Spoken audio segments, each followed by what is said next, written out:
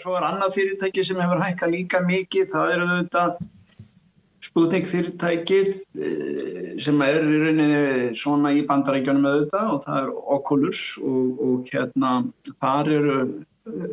pælingar að þeir voru að fá, var það ekki skráningu núna á lífi sem menn telja jafnvel að eigi eftir að gefa fyrirtækinu 2-3 milljarða bandaríkjadala bara. Já,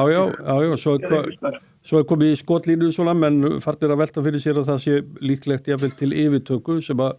getur svona kitla markaðin, svona vangaveltur. Það er nefnilega einmitt, þetta er svolítið skemmtileg pæling hjá þér vegna þess að oft þegar að þetta svona nýsköpunar fyrirtæki og Sputnik fyrirtæki, þegar þeir eru loksins, þetta ferli frá því að vera nýsköpun yfir því að vera framleiðandi og þá ertu komin að því hvenær koma jafnvel stóru sjóðirnir sem þurfa að fjárfesta í svona öruggum tekjum, taka ekki alveg mikinn séns á að vera í nýsköpuninni og styðja við bakið á meðan að þetta er að þróast.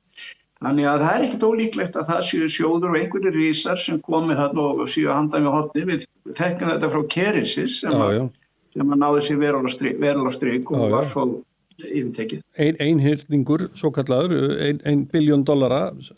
sal á því. Þannig að þessi félög sem við höfum nú talað mikið bæði Amarok og Alvotech líka, það reyndar ekki að hækka í dag en Oculus sem að menn hafa svona haft mjög jákvæðan áhuga á í kaupalölu, þau eru svona mestuleita að standa sig núna.